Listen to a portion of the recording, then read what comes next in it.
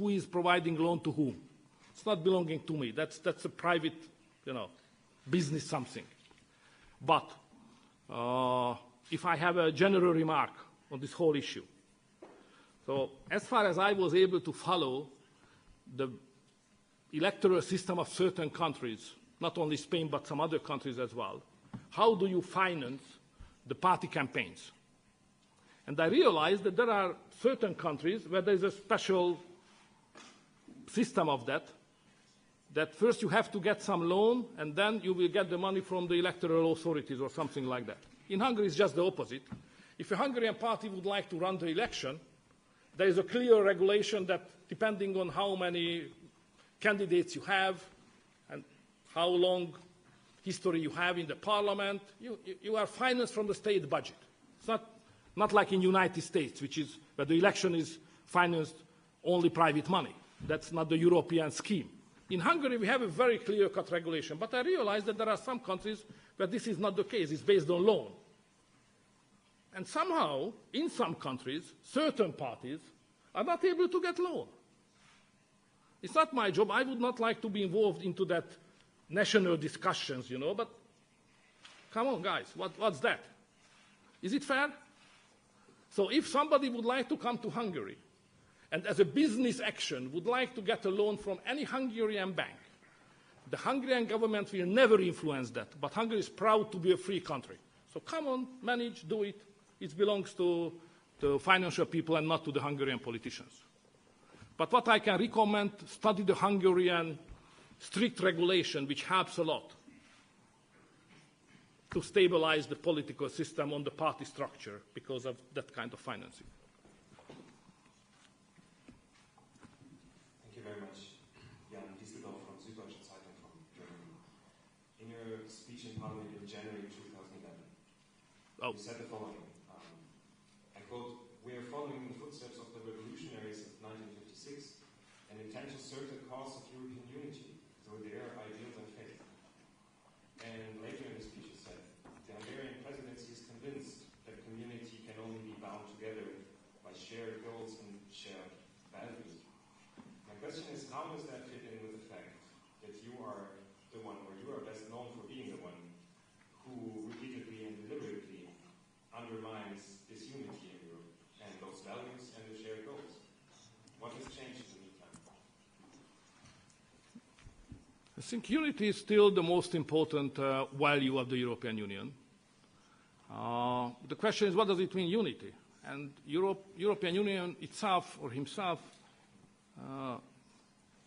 clearly says, unity in diversity, unity in diversity. So unity does not mean that me as a Hungarian Prime Minister should shut up always, It's not written anywhere. So I am here to represent the national interest of Hungary. And on that basis, I would like to make deals, agreements, compromises, whatever, with the other country leaders who represent their own national interest. So I don't represent the globalist elite here, or the European bureaucrats, or somebody who is just, swimming on the sky. No, it's not my job. I'm standing firmly on the basis of the national interest. And I would like to make deal, compromise, agreements with the others who represent also their national interest, because Hungary first. You are from Germany. I suppose for you, Germany is the first. That's right.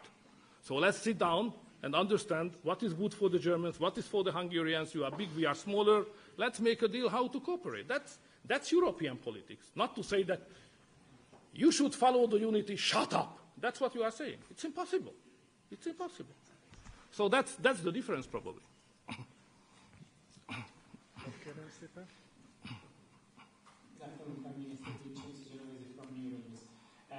I would like to know, on the war in Ukraine, how do you want to translate this goal, this intention to reach a ceasefire into real decision, real politics? Do you think that stopping the military aid from the EU to Ukraine would be a solution? Thank you very much. Right. Probably some leakage happened after my peace mission negotiations. I went to Kiev in Moscow, then to Beijing, and then to Mar-a-Lago to Donald Trump, President Donald Trump as well. I negotiated with them, and I sent a written report immediately, in 48 hours, to the head of the council and to the prime ministers. You know, so transparency is the number one if you provide the presidency for the European Council. So immediately, the written forms, you can read it. And then, finally, I made a final report as a conclusive report, sum up what we should do as European Union. And I made some proposals in a written form. I read it somewhere in the German, in a European press as well. So probably it's known what kind of proposal I have made. I still convinced that that was a collection of good proposals. Unfortunately, nobody cared. So everything is going on as it went previously. But if I would like to sum up, because of your question in a very short idea, what should be done, what is the main point of my conclusive report is the following.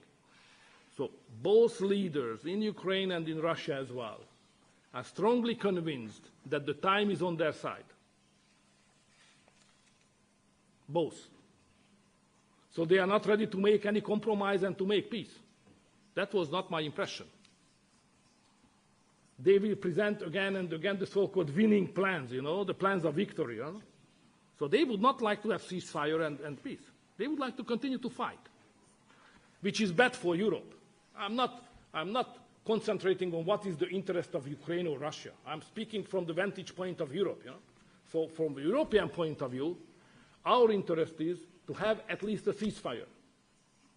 But because those who are involved are not ready to do so, my proposal was to the European institutions and prime ministers that we should generate international actions and to create a surrounding, a neighborhood around these two countries which push them more and more to the communication, to the ceasefire, then negotiation and so on. That's what I try to explain to the European leaders, that Europe, instead of discussing his pro-war position with the so-called global south, we should change our policy and to cooperate with them. And the global south, even the Chinese, the Brazilians, and even the Arabic countries, and the European Union together should create a peace platform and try to together running actions in favor to push the two warring parties to the ceasefire. That was my proposal, nothing else, which was rejected. And now that's the situation that the majority of the world is pro-peace. And the European Union is pro-war. Or, let's be more polite, they have a longer way to the peace than to go for peace directly, yeah? Okay. So that's where we are. That's why we, European Union, are always in minority. So we think that we are in a moral majority, but it's not the case. The European Union leaders think that we are representing something morally higher graded position than the other, and we represent the majority of the opinion of the globe. But this is not the case. The opinion of the globe is just the opposite. The majority of the globe would like to have ceasefire, communication and negotiation. That's the truth. Even more and more in the European Union. That was taboo. Prior to my peace mission, to speak about, even here, was a taboo. When I mentioned peace and ceasefire and negotiation, they said, Trojan horse of Putin, you know? That's crazy things. But now, okay, they continue to say that, but the situation is that now at least we can speak about the peace. Now it's a reasonable option. Now it's something for subject of discussion. That's what I see. So that's the reason I think we should continue in a purposeful way to convince more and more countries to create the friends and platform of the peace and to convince the warring parties to have a ceasefire and start to diplomatic channel and start to negotiate. In the meanwhile, should we support military support Ukraine? In the meanwhile of these communication negotiations, should we continue to military support? Those who think what we are doing as European Union is good and strategically right, let's support the Ukrainians. Don't who disagree with that, like Hungary, we don't. That belongs to the national government. Thank you. Please. Nagyon örülök, elnök miniszter. Csak kicsit magyarul beszélek. Természetesen vagyok, újságíró holland, NOS. Sorry, I'm having a cold. In English, before I ask my question, I want to propose a little thing to you. Don't run away after this press conference because I have a little present for you. I wrote a book about you. Thank you. It's in Dutch, and it's time that you learn some Dutch. And there goes my question related to this language thing. It is well known that you are sort of an icon, an example for our Prime Minister, the leader of the biggest government party in the Netherlands, Geert Wilders. I was wondering, what did you learn from Geert Wilders?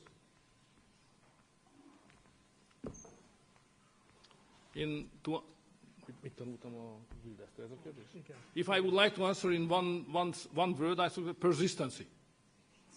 He's the best in persistency. No question of that. But you mentioned this icon issue. May I just clarify one thing? You know, I'm not. Or at least it was never my target, you know. I'm a local guy. I'm a national guy. I'm a countryside boy from Hungary, you know. So all what I'm interested in is basically how to help the Hungarians and how to serve my people and my nation. I'm not an international guy.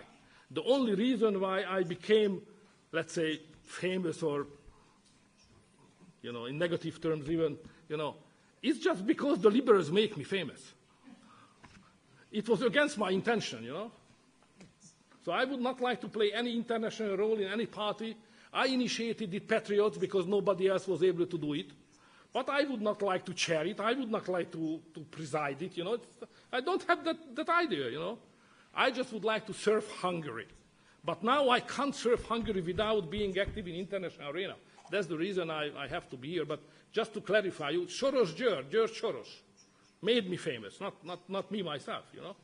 That's the situation.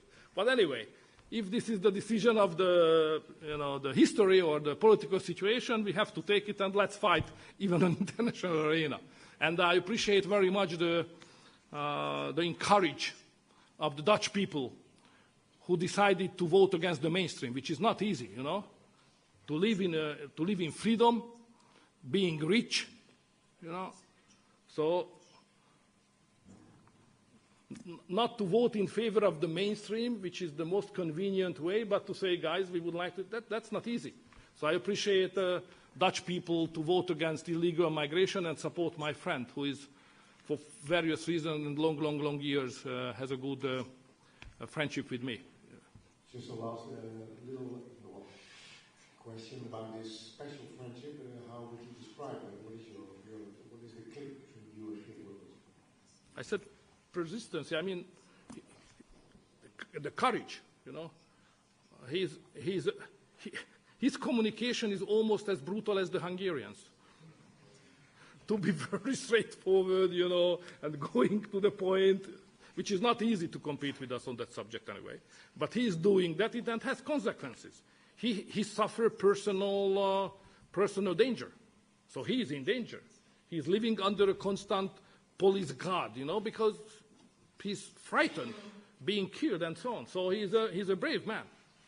Unfortunately, we are not speaking about the wide east or the wide west. We are speaking about the middle of Europe, you know, where to stand for your political position requires personal courage, you know. It's not fair anyway, but this is the world we live in. And he's a great guy for that. So I'm happy to cooperate with them.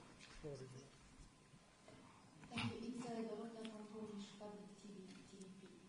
As you are the leader for whom the sovereignty, independence are the most important values, could you just tell me, if your country was not a member of NATO and President Putin decided to take a huge part of it, would you let him do it for the sake of peace and for the sake of human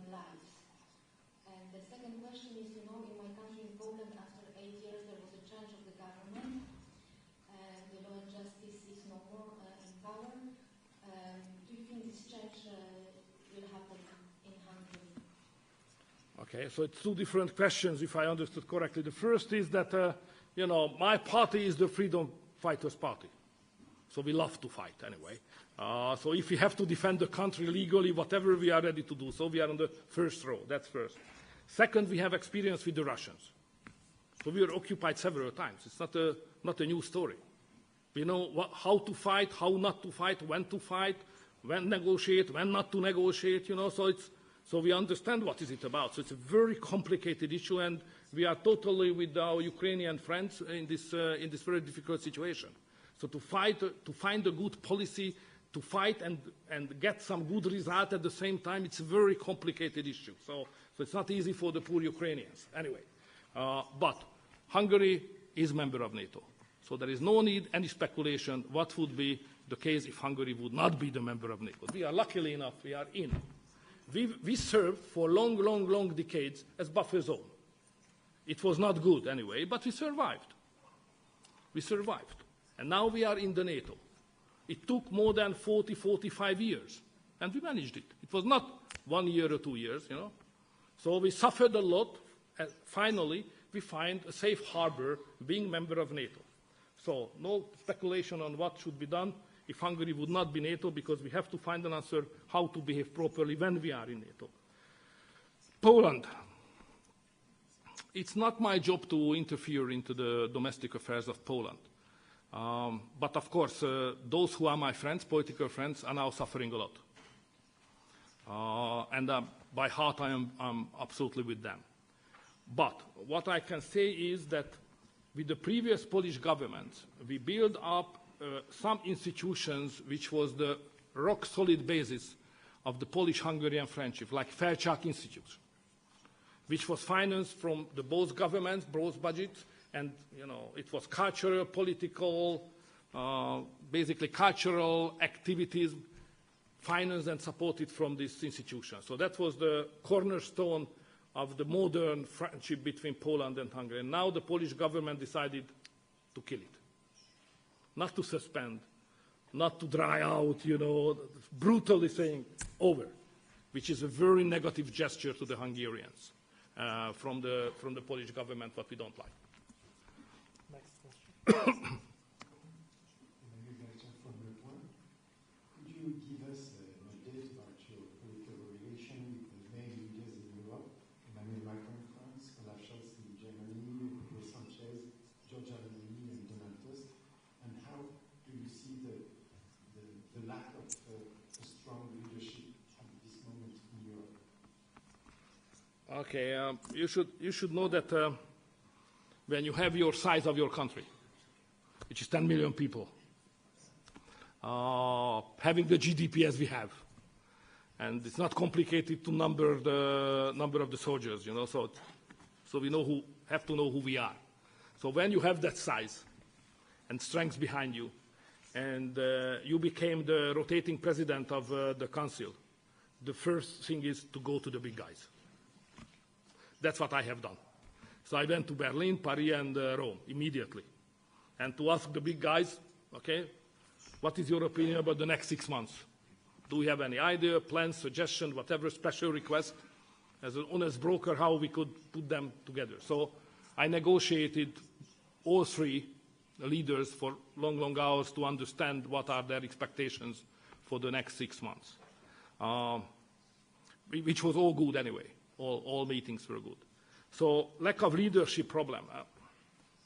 I have a theory on that. I would not like to exhaust you totally, but I have a theory about the core problem of the European Union. The core problem of the structure is that we think we consider the institutions as the only important thing in politics.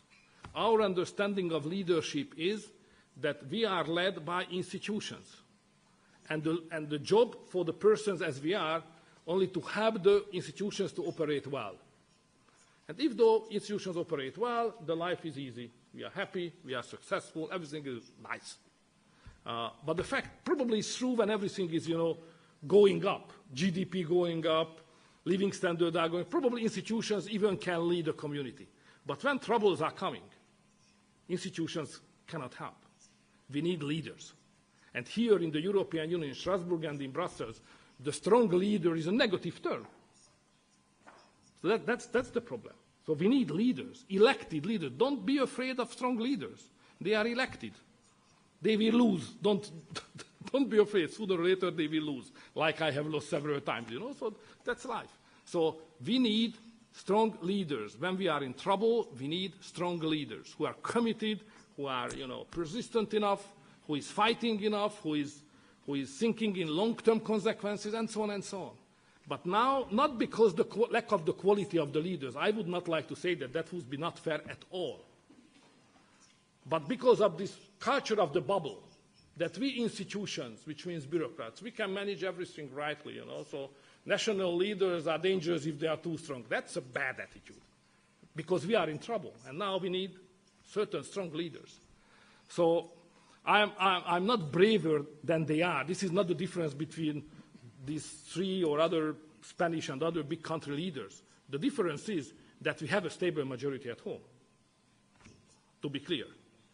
So I'm sure that with the same stable majority as we have at home, Germany, France, Spain, Italy can provide strong leaders. But when there are so fragile background at home, the impact of outside is so influential, you have to survive the next day, front page, or the front page next minute on your iPhone, so because of the social media. Under these circumstances, to provide strong personal leadership is very difficult. So many things are working against the strong leaders in Europe at this moment. This is a problem of democracy. It's a challenge to democracy. So we have to think about it. I don't have a solution to that.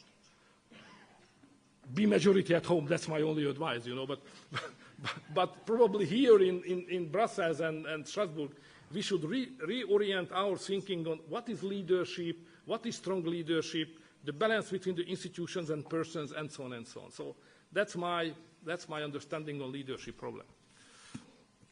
Próbálom fejben tartani a jelentkezéseket a úr, aztán a hölgy, és aztán utána a kolléga úr. Megyünk tovább. Köszönöm. Napot kívánok, miniszterelnök úr, Cinkóti Sándor vagyok a 4.4.hu-tól. Az elmúlt években Magyarország több 100 milliárdos hitelt vett fel Kínától a Budapest-Belgrád vasúton a megépítésére. És ahogy a 444 szeptemberben megírta, ebben a projektben az ön családja is anyagilag érdekelt, hiszen az ön apjának a bányájából szállítják oda a köveket a sinekhez. Korábban arról beszélt, hogy volt az apjával egy megállapodása arról, hogy nem vesz részt állami projektekben. Most mégis úgy tűnik, hogy nem tudja szép választani a családja anyagi érdekeit az állami döntésektől. Hogy lehet ez egy demokratikus vezetőtől ezen a legalapvetőbb elvárás, hogy szép választja a magánérdeket a közérdektől? Ezt miért nem tudja megtenni? Úgy érzem, nekem ez sikerül, ezért nem foglalkozok üzleti ügyekkel. Tehát ez a beruházás, amiről ön beszél, ez egy állami beruházás, amit nem az állam valósít meg. Ezt magáncégek valósítják meg. Ezért magyar kormány vette fel a hitelt, hogy magyar embereknek kell visszafizetniük, és ebben az egyik beszállító az ön apja. Tehát még egyszer, ezek magánberuházások. Az állami megrendelésre magáncégek csinálják. Hogy a magáncégek mit csinálnak, azzal pedig nem kívánok foglalkozni, mint hogy eddig sem foglalkoztam. A beruházást a magyar állam által felvett hitelt? Igen. Még egyszer, igen. Minden útépítést és vasútépítést általában a világon, de Európában az állam rendel meg. A kivitelezés pedig magáncégekre tartozik. És itt véget is ér az én dolgom, azzal én már nem foglalkozom. Nekem az a dolgom, hogy az a beruházás, ami létrejön, ez esetben vasút és útépítés, az jó legyen. Az fair legyen, aznak a minősége rendben legyen. Hogy valósítják meg és kik valósítják meg, az nem tartozik a kormányra, nem is akarok vele foglalkozni. Nem befolyásolja ki, hogy elhangzott a válasz. a döntéseiben az, hogy is a legyenek van anyagi érdekeltsége ezekben a projektekben Kínához való viszonyunkban. Miután semmilyen döntést nem kell hozni ebben a beruházásban, egyáltalán nem befolyásol. Köszönöm a szót, Bíró Nép a Magyar Nemzet. Manfred Weber a mai napon kikerülte a magyar nemzet mentális jogával kapcsolatos kérdéseket. Ön mit gondol, fel kellene függeszteni egy képviselőnek a mentális jogát, ha bűncselekményt követel? Nézd, a mentelmi jog egy fontos intézmény. Emlékeim szerint ezt még a britek találták ki. Aminek ugye az az értelme, hogy a végrehajtó hatalom a maga erőszak szervezetein keresztül ne tudja letartóztatni, vagy távol tartani a képviselőket a törvényhozás munkájától. Ez szerintem egy jó intézmény.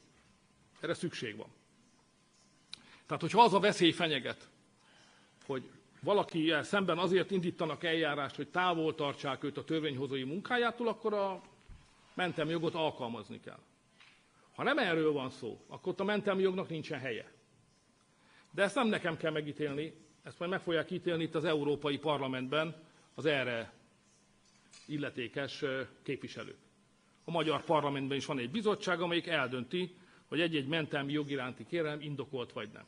Most van egy helyzet, amikor egy köztörvényes bűncselekménnyel vádolnak egy magyar európai parlamenti képviselőt, kikérték a mentelmi jogát, hát majd az Európai Parlament ezt el fogja dönteni.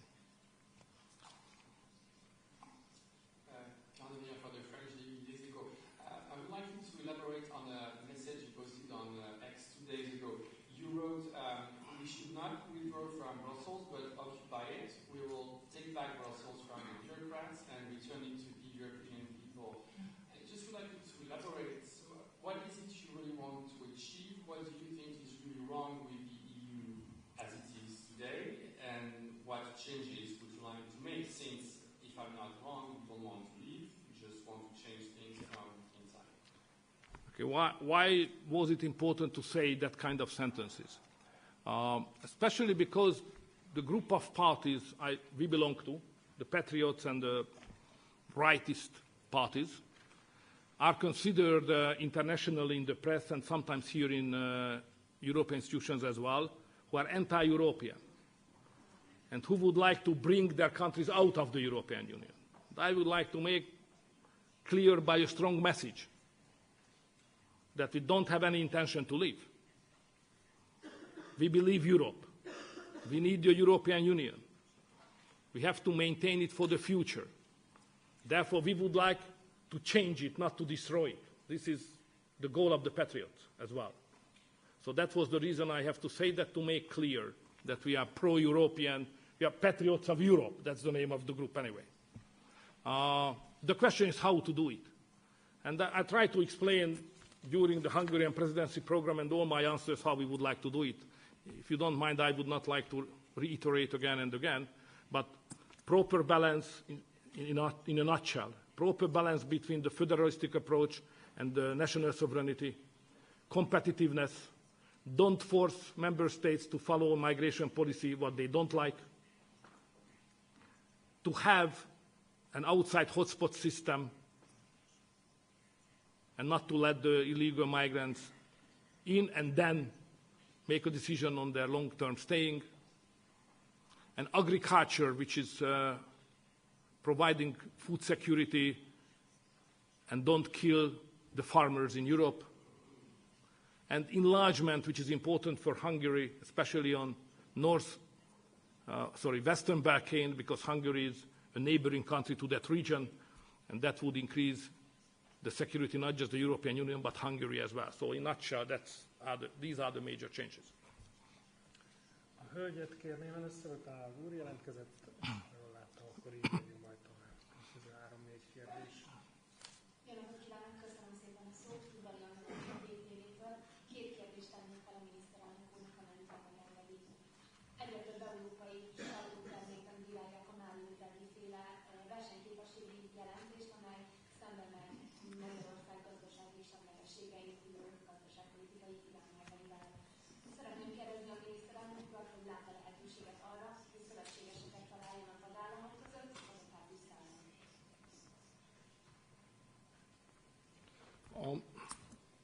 Speaking on the Draghi report, in the Hungarian mind, it consists of 2 separatable chapters.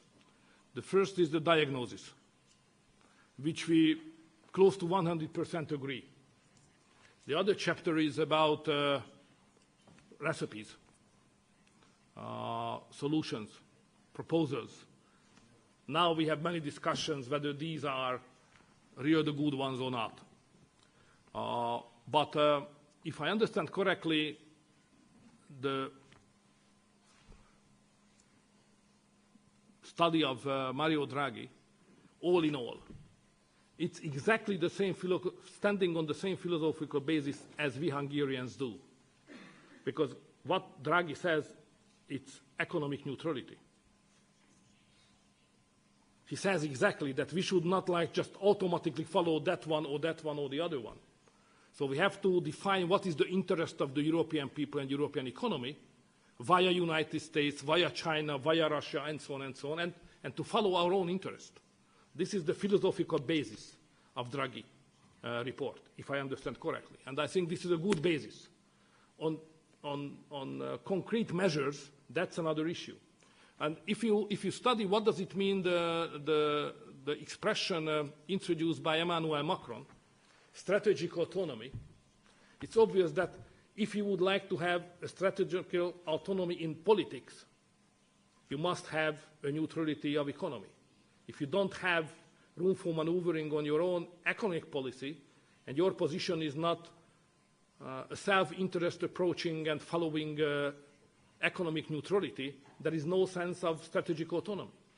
So I think what Hungary would suggest to the European Union, but that's not for today because it's a too complicated discussion, is that Europe as such should follow its own interest, not to follow the interest of the United States, not to follow the interest of China or the Russians. Follow our own well-defined European interest. That's what I propose, and that's what Hungary tried to do as member state.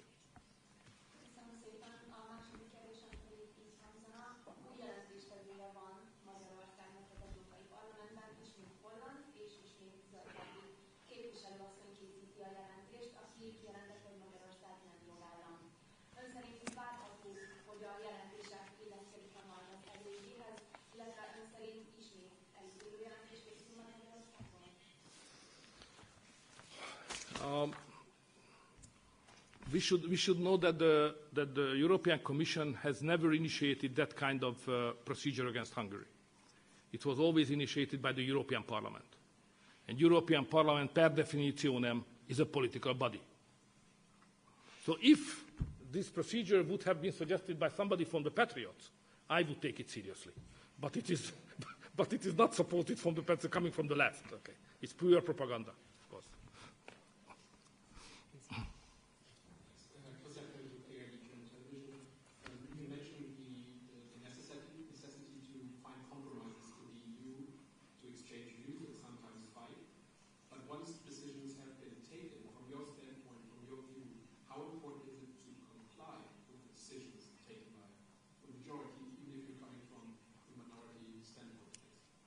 I think we have to do so. Otherwise, the whole union will not operate properly.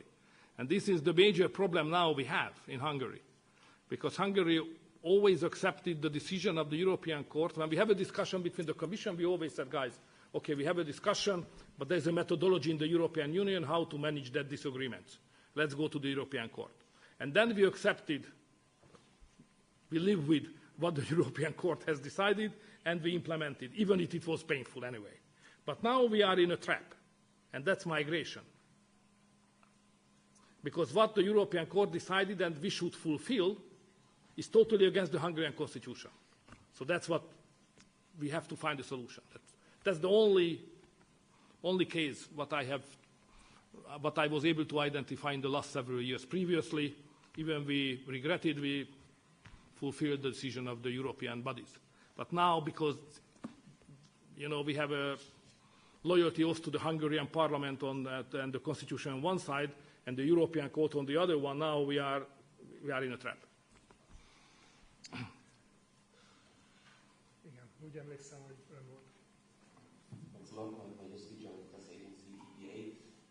Roughly, I think half an hour ago, you said you were here to defend the national interests of Hungary. Why should the other EU member states trust the Hungarian presidency of being an honest broker? Thank you. Difficult question for them. But the only way how I can help them to understand and to accept the Hungarian presidency is that this is not the first case of Hungarian presidency. And the previous one was okay. Nobody said that it was not fair or it was not in the spirit of the honest broker. So my argument to the others, if you trust me one, trust me second.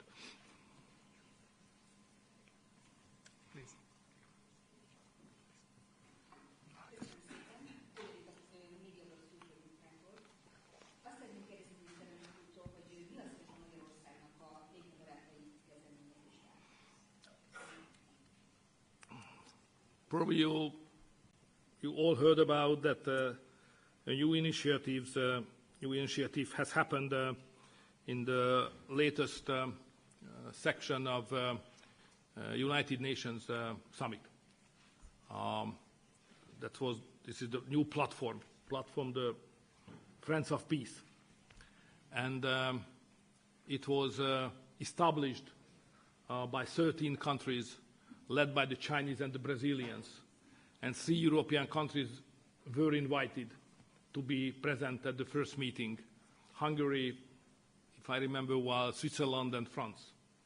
And of course we were there, and we will be part of that activity, especially because the idea came from us. But you know, again, size counts. So we have had the idea, but to establish something requires bigger weight.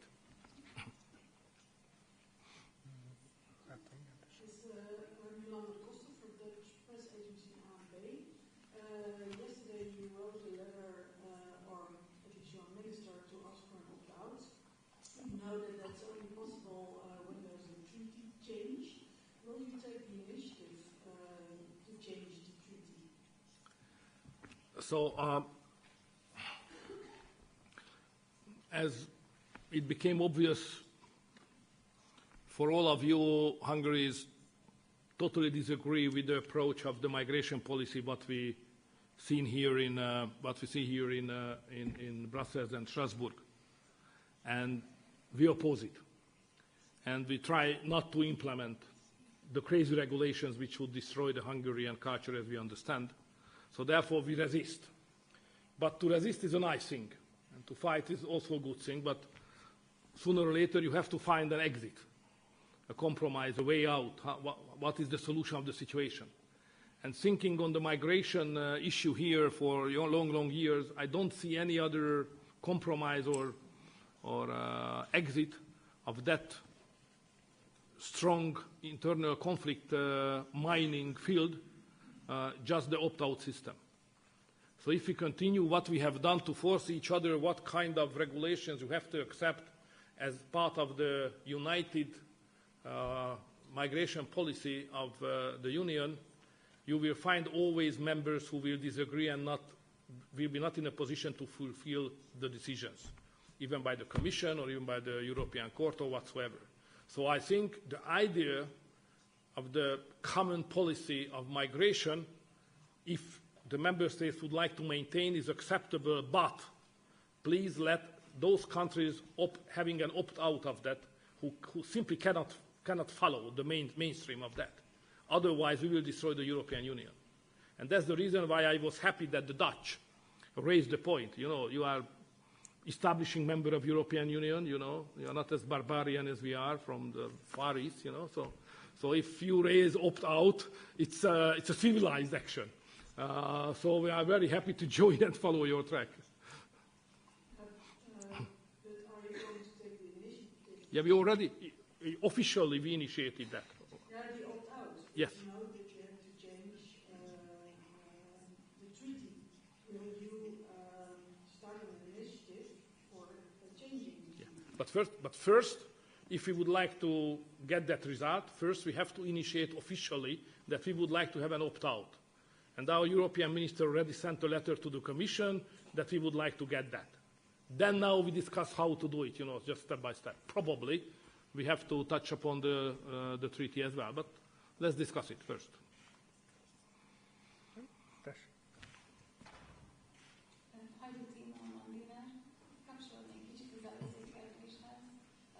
Hol tartanak a bizottsággal? Szeptemberben már elindult egyeztetések az Európai Unió bíróságának Kinga bírságával kapcsolatban. Elakadtak.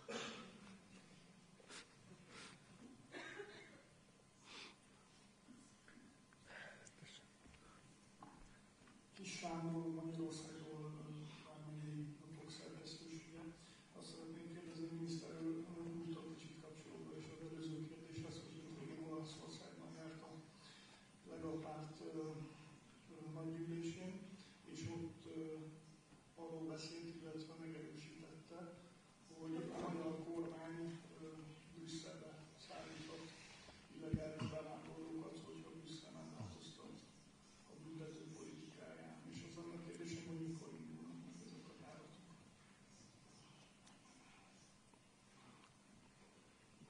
Ugye az ember ki akarja kerülni a konkrét választ egy ilyen kérdésre, akkor azt mondja, hogy mindennek rendelt ideje van. És az nincs olyan messze.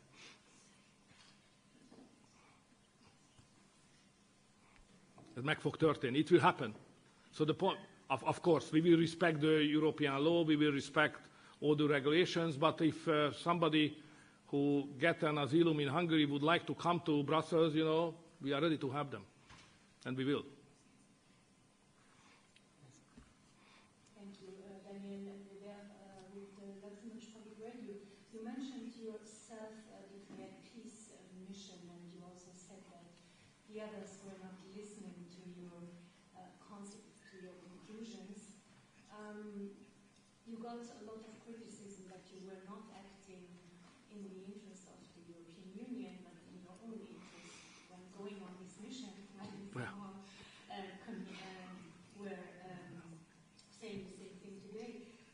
So I would like to know, how do you feel?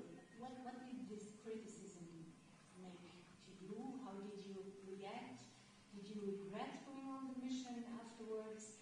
And how do you feel in the European Union right now? Do you feel isolated? Are you enjoying this feeling? Or are you trying to change something? So, to be isolated in the European Union, it's impossible. So there are some dreams in the mind of the leftists that they can isolate somebody, but it simply does not work, you know. How could it happen? I do remember when they tried to do so with Schüssel. At that time I was Prime Minister. It was in 2000 to 2001, long time ago. And he went to form a government with FPÖ. Haider party, if you remember that time. And the European Union decided that they would punish Schüssel as a chancellor and isolate. But it became ridiculous. So if you are part of a community, you can't isolate. You have to talk, you have to meet, you have to negotiate. So it's a leftist dream that they can do so. So isolation is out of question. So definitely, I was in a big challenge at the very beginning of the presidency of Hungary, and I have some old folks kind friends, ex-leaders, how to do it, because a lot of difficulties I have mentioned at the beginning of my introduction, wars and so on. What kind of character of the Hungarian presidency should have. And you have basically two options to do. The first is to have a bureaucratic character.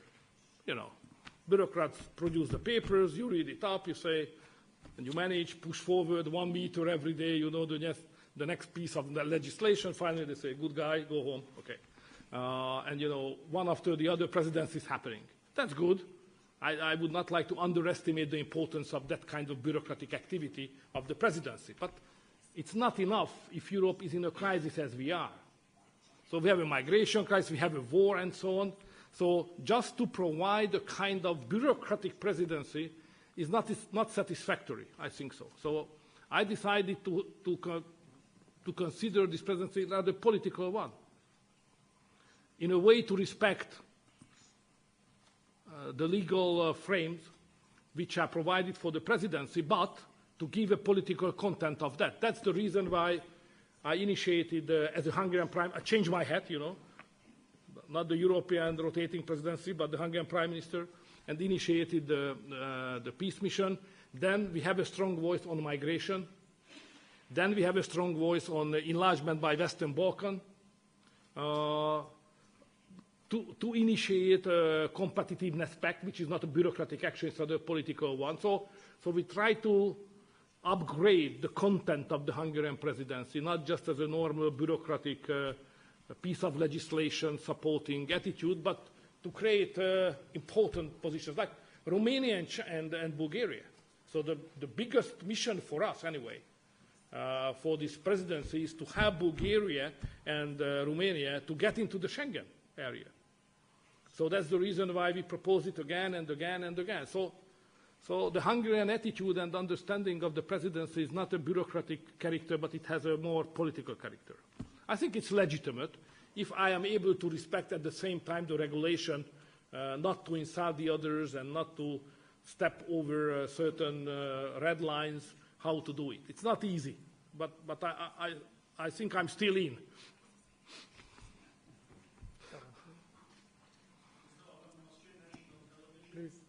Melyik? Johannes Kertel, Austrian National Television.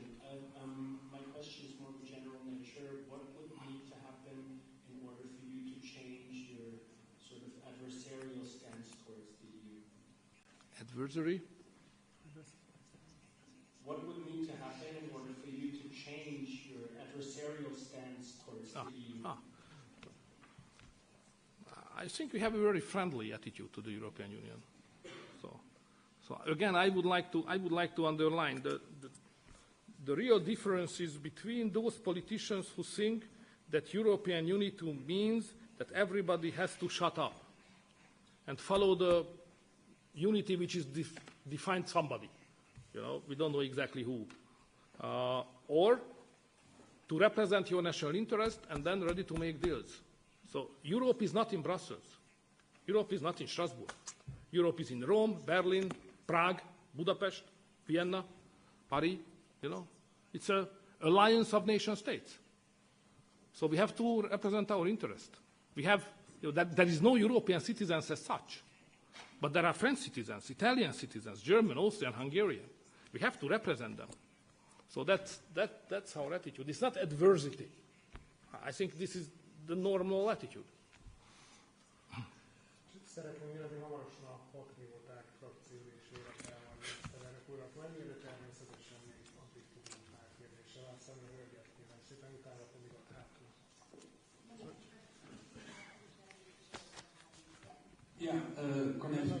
Sorry, the lady, thank you.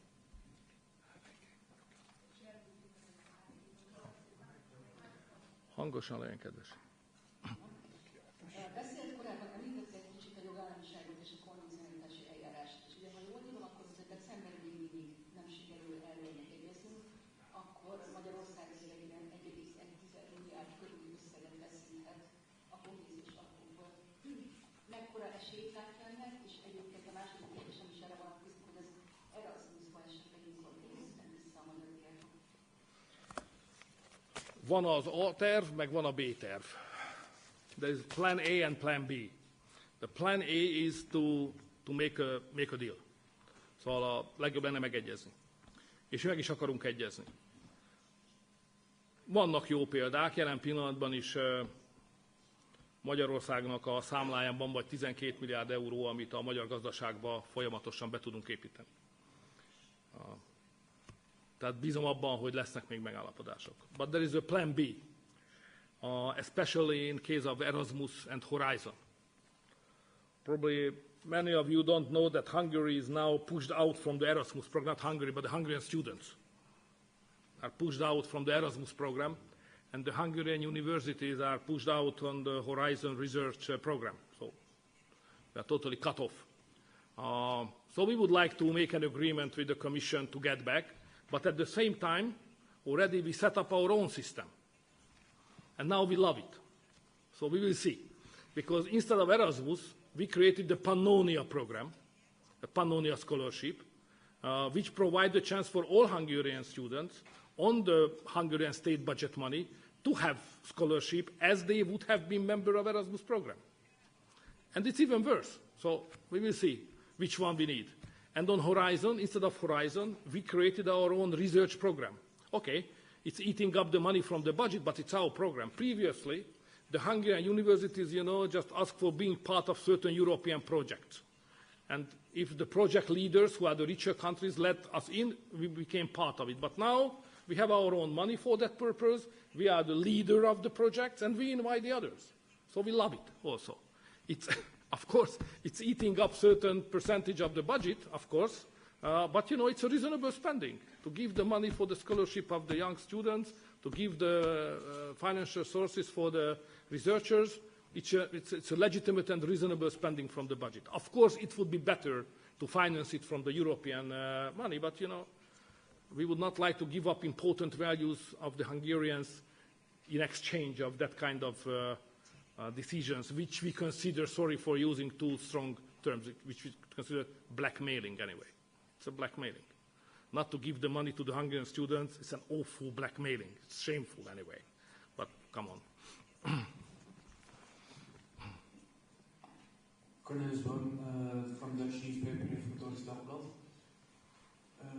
I have a very simple question. How would you describe your relationship with Russian President Vladimir Putin? He is the Russian president, I'm the Prime Minister of Hungary. That's the relationship.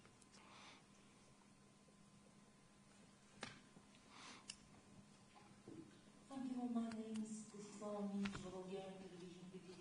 Prime Minister, what is Hungary doing to help Bulgaria and Romania join Schengen by the end of the year?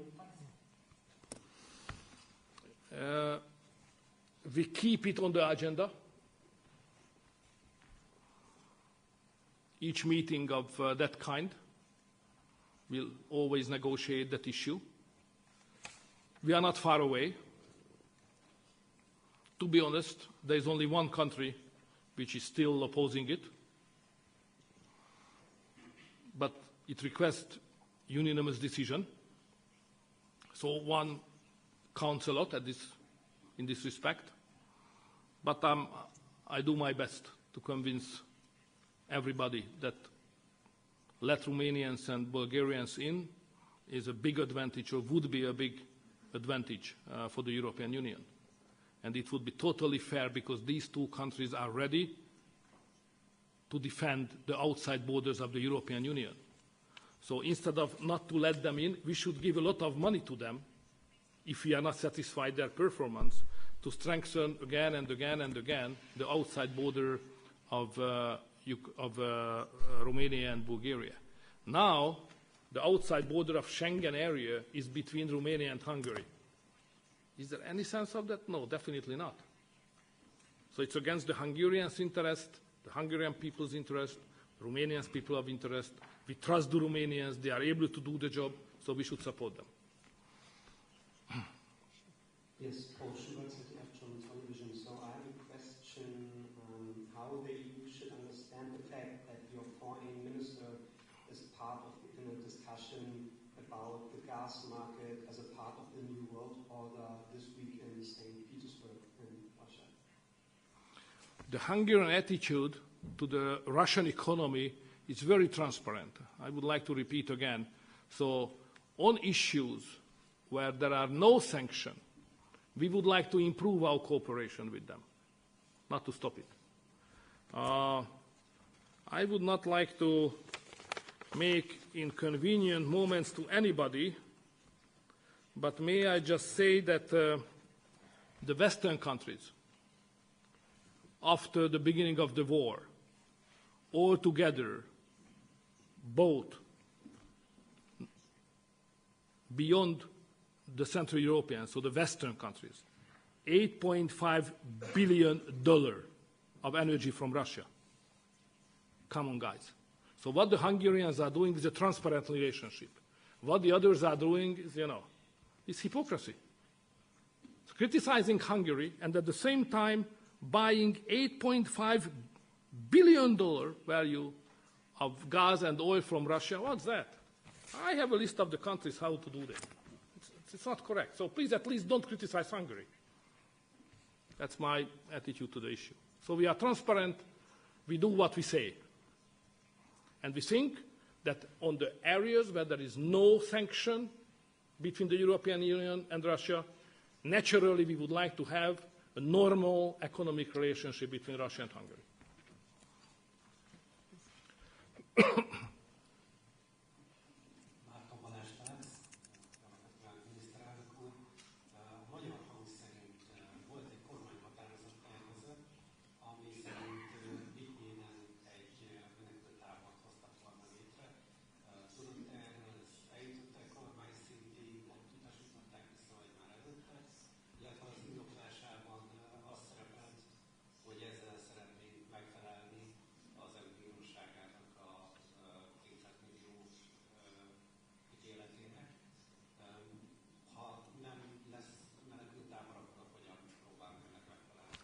ön a fején találta a szöget, ez a probléma lényege. Tehát Vitynyéden nem lesz menekülttábor, meg egyáltalán sehol se lesz migránstábor, de van egy problémánk valóban.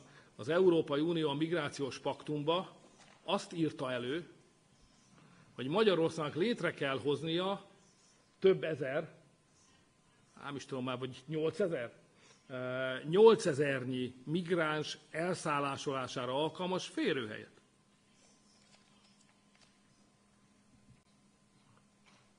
Nekünk meg az olaszoknak kell csak ilyen sokat. Miközben Magyarországon 0 migráns van. Tehát ma arra akarnak bennünket kényszeríteni, hogy építsünk migránstáborokat. Mi meg nem akarunk ilyeneket építeni. Hát ezért mindig lesz egy kis kakofónia. Egyesek szerint építünk, mások szerint nem építünk. De egy dolog biztos, megnyugodhat minden magyar, nem lesznek migráns menekülttáborok.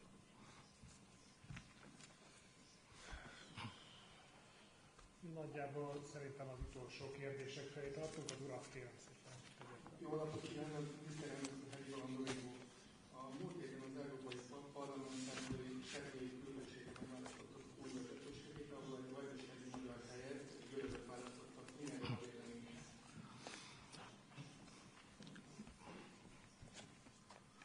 Magyarországnak, Hungary, there is a mission, to speak in English.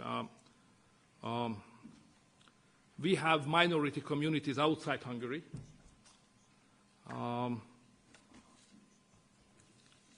And this community deserves to be represented here in the European Parliament, especially because the countries where they live now, as an authentic minority anyway for 1,000 years, has a special relationship with the European Union, and they could be helpful to their community and to the outside country relationship to Brussels as well. These two communities is the Hungarian community in Ukraine, in the region of Zakarpattia. So there is one Hungarian citizen coming from that region and representing here, Strasbourg and Brussels, her community. And the other one is Vojvodina, which is a region in Serbia. So we have a Serbian, Hungarian double citizen person also delegated or elected into the European Parliament. So I think they are not here to enjoy the life. They are here to serve their own community, because it's a very difficult thing to understand how important for Western Balkan enlargement, not only for the Serbs but the Hungarians who are living in Serbia as well, and to have a good relationship and a reasonable relationship between Ukraine and the European Union. It's strongly related to the situation of the Hungarian minority living in Ukraine. So these two persons has a very important mission here. So I would like to ask everybody in the European Commission to support these persons, regardless what kind of party fractions they belong to, because they have a special mission. And it's really unfortunate that the Hungarian lady who was nominated for a committee which would play an important role was not supported, and instead of them, a Greek, probably very well-deserved person became the member of commission, and unfortunately, even some Hungarian opposition parties voted against her, which is a shame on us anyway. Köszönjük szépen, hogy eljöttek, köszönjük az érdeklődést és a kérdéseiket is.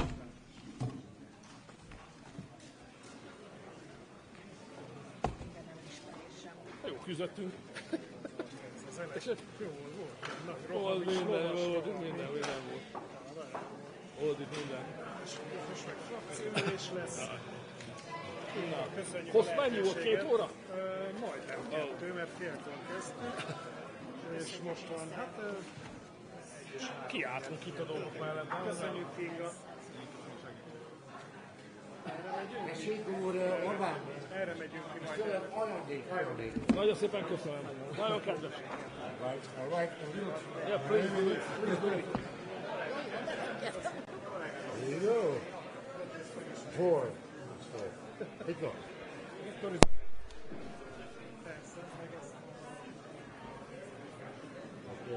Thank you very much. It's not that difficult. More difficult. Touch is easy. Thank you very much. Köszönöm szépen. Viszontlátásra.